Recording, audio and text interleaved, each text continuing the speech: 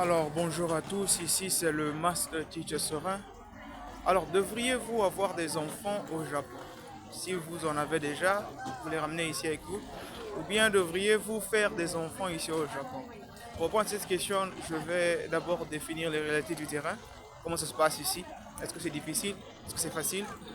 Les avantages et les inconvénients. Ensuite, je vais donner mon avis.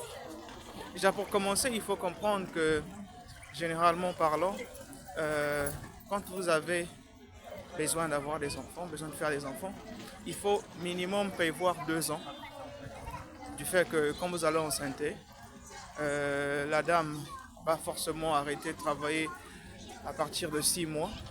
Et de là, la naissance de l'enfant, après si c'est une grossesse normale, 9 mois.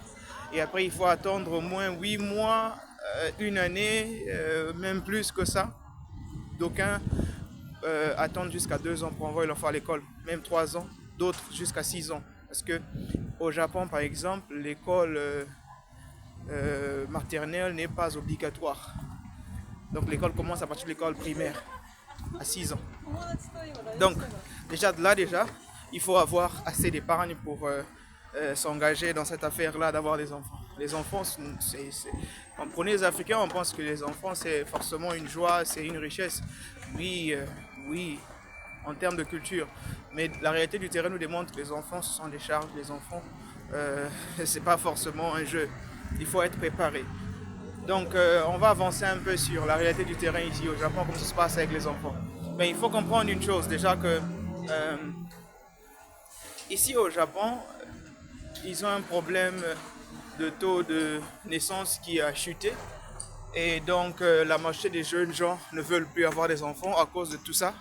Parce que le coût de la vie, ça devient difficile au Japon pour un jeune de s'en sortir. Parce que les maisons, la nourriture, tout a augmenté, donc l'inflation et autres. En tout cas, économiquement parlant, le Japon ne va pas bien. Et donc, les jeunes gens ne veulent plus avoir des enfants parce que déjà qu'ils doivent travailler euh, des heures supplémentaires et un enfant demande la présence. Un seul parent actuellement au Japon, si vous vivez à Tokyo, ça sera difficile pour un seul parent de faire comme à l'époque où la maman reste à la maison pour s'occuper de l'enfant et un seul parent qui travaille. Et ici, ça devient difficile. Donc les deux parents doivent travailler, mais avec les réalités d'ici, même quand tu travailles des heures supplémentaires, tu n'arrives toujours pas à gérer, même quand tu vis seul. Maintenant, comment une fois quand tu vas vivre encore avec une femme à la maison et des enfants. Donc ça devient plus compliqué. Alors, pour remédier un peu à cela, pour pousser les jeunes gens à se reproduire et autres, le gouvernement a mis en place quelques stratégies, notamment il y a comme une subvention qu'on donne aux femmes enceintes pour, parce que l'accouchement coûte très cher au Japon. Et donc, on remet, que tu sois, quel que soit ton statut de résidence, on te donne 500 000 yens pour couvrir un peu tes charges de l'hôpital. Maximum, tu restes à l'hôpital, je crois, une semaine à 2 semaines. Non, non, non, une semaine. Après l'accouchement, tu restes à l'hôpital une semaine pour te permettre de te mettre en condition. On va t'observer un peu pendant 7 jours et après, on te laisse rentrer chez toi. Tu avances à ton rythme. S'il te reste un peu de sous dans les 500 000 yens là, on te donne le reste comme argent de poche pour te permettre d'acheter quelques couches et autres là. Bon, il y a aussi de l'aide de chaque communauté. Parfois, on t'envoie un paquet où il y a des couches qui peuvent te permettre au moins d'utiliser ça pendant les 3 mois. Assez de couches. Il y a le lait de beauté, les savons, les trucs là, comme un cadeau quoi, pour te permettre d'amortir un peu le coût. Surtout quand tu es femme seule, euh, souvent il y a ces avantages là. Donc voilà. Bon, maintenant, après les 500 000 là, euh, dès que tu as fini, enfin, après les 500 000 là, dès que ton enfant a son ID, hein, a son identité, a son assurance, tu as enregistré l'enfant et autres, l'enfant peut commencer à avoir 15 000 yens chaque mois pour, comme un, enfin, jusqu'à ce que l'enfant va finir l'école, le high school. le collège jusqu'à 18 ans. L'enfant va recevoir 15 000 chaque mois. Et aussi, au Japon, l'hôpital, quand l'enfant a l'assurance, l'hôpital est gratuit pour les enfants. L'école, si l'enfant va à l'école publique, c'est gratuit. En tout cas, il y a quand même des avantages. Bon, maintenant, parlons un peu des problèmes qui peuvent surgir. La première erreur à éviter, si vous voulez avoir des enfants au Japon, c'est d'avoir des enfants hors mariage. C'est-à-dire qu'ici au Japon, c'est comme un cauchemar. Si vous avez un enfant hors mariage, déjà, le père ne sera pas à mesure d'être reconnu comme père de l'enfant parce que vous l'avez eu hors mariage. Et donc, il faut adopter encore son propre enfant. Ça peut vous prendre minimum 9 mois pour les papiers là et autres, même une année. Donc c'est vraiment une erreur fatale de faire un enfant au Japon sans le mariage. Vous ne serez jamais reconnu. Et si votre femme ne travaille pas, elle n'a plus de papiers, vous n'avez aucun lien avec votre femme aussi et votre enfant. Donc ça sera difficile pour vous de sponsoriser le visa à vos enfants ou à votre femme. Bref, ne faites pas ça, avoir un enfant au Japon sans le mariage. On va essayer d'avancer un peu avec les difficultés.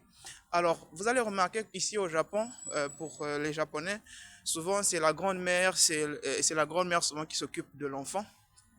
Et donc, la transition se fait très vite. Déjà, après 3 mois d'accouchement, la dame peut déjà se sentir un peu bien. 6 mois après, elle peut repartir au boulot parce que la grand-mère va rester à la maison pour s'occuper de l'enfant. Mais si tu es étranger, alors ici, les nannies, les baby sisters, les nannies, non, je crois qu'on appelle les nannies. Alors, les nannies là, au Japon, ça coûte très cher. C'est aussi difficile de trouver des étrangers qui peuvent t'aider à s'occuper de ton enfant. Donc, tu es seul, tu es abandonné à toi-même.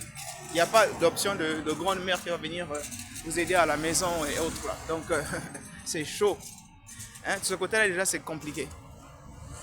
Et donc, voilà un peu les problèmes qui peuvent surgir.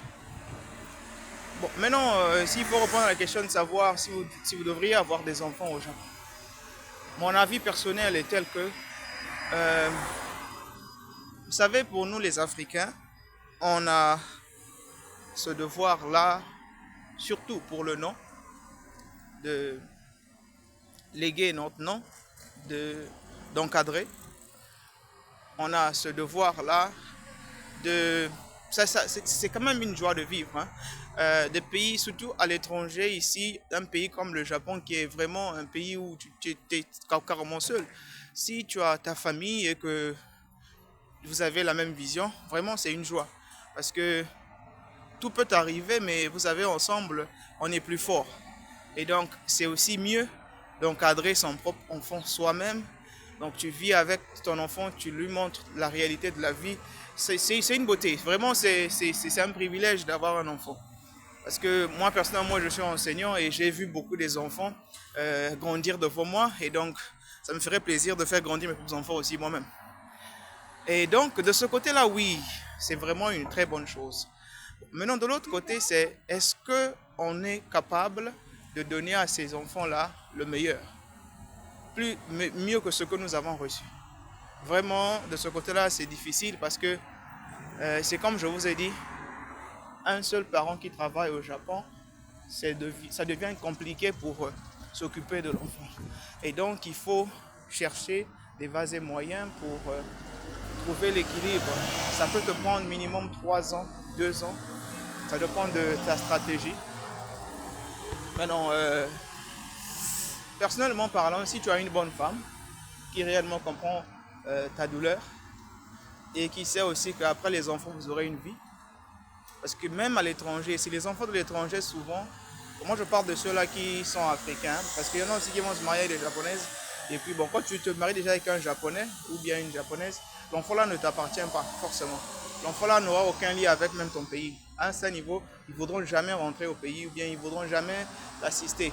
À un certain âge donné, un pays comme le Japon, tu seras toujours étranger. Alors si on te chasse d'ici, tu rentres chez toi, elle va rester ici, il va rester ici, ils vont t'abandonner. Et donc il faut aussi voir tout ça. Alors voilà, si tu as une femme qui comprend ta vision, qui peut t'aider à vivre pour les enfants et pour vous aussi,